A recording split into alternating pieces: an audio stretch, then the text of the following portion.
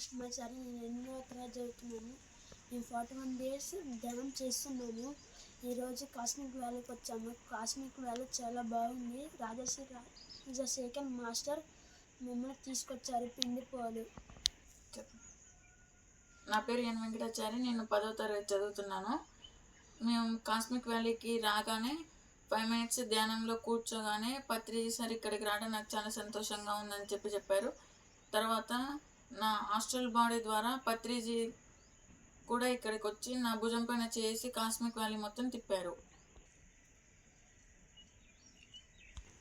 నిర్మాణంలో ఉన్న శ్రీ తులసి పిరమిడ్ దగ్గరికి వెళ్ళి అక్కడ కూడా మెడిటేషన్ చేశాము.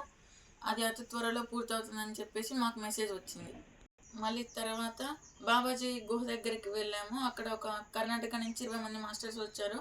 వాళ్ళతో కలిసి మేము కూడా ధ్యానం చేసాము. ఆ తర్వాత మేము మళ్ళీ ధ్యానగంగా పిరమిడ్ దగ్గరికి వెళ్ళి అక్కడ ధ్యానం చేసాము. అక్కడ నా మెసేజ్ నా హాస్టల్ బాడీ ద్వారా వెళ్ళి స్ట్రక్చర్ దగ్గర కూర్చొని ధ్యానం చేసినట్టు వచ్చింది. తర్వాత మేము భోజనం చేసాము. భోజనం చాలా బాగుంది. తర్వాత పత్రిజీ అతిథి నివాస్లో విశ్రాంతి తీసుకున్నాము.